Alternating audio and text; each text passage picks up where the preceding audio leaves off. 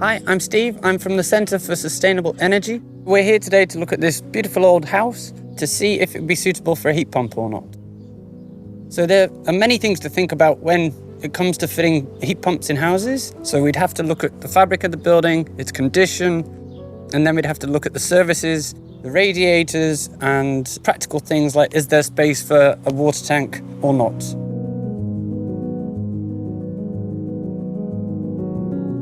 David, you've had your heat loss survey done. Now, we've both been quite interested in your results. All my preconceptions were that the heat loss from the building would be too great and the challenges associated with getting something installed would be too great.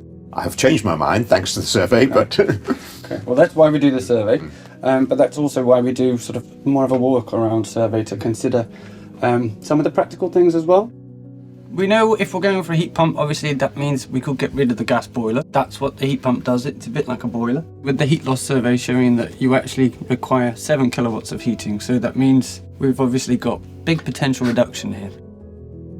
David, as part of this survey, we're obviously looking at ways that we can reduce heat loss through your fabric. So that's the walls, but that's also the windows. You've got lovely single glazing here. Because you are listed, I'm guessing that's why they're still here. Yes. Okay. And there's all sorts of restrictions on the front of the house.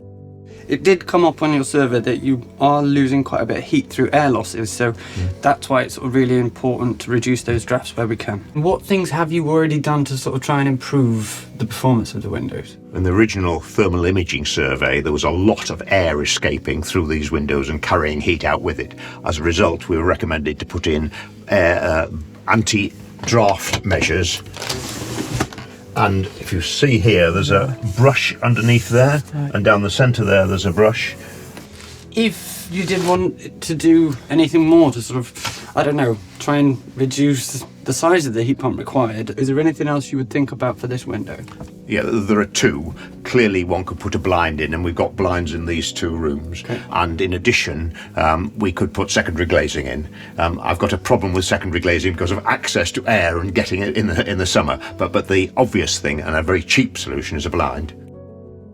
Just up above us, there is a loft access, and there's certainly air loss through that. Okay, so we'd have to look to try and address that. Absolutely. And then maybe consider if we can reduce the size of your potential heat pump even further.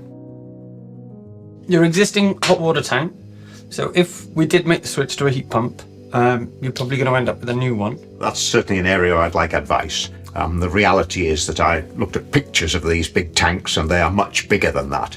And I suspect it might intrude significantly within the bathroom and make us change the use of this room. Right, okay. Well, that's certainly something we can look into. Yeah, and how best, obviously, to incorporate that with your solar as well. Because potentially the heat pump with the solar panels might be quite a good combination. Obviously, that's where it'd be good to talk with an installer and get more of an idea about pipe sizes. Where would it go? Size of radiator. Yeah. Okay, practical considerations. Yeah.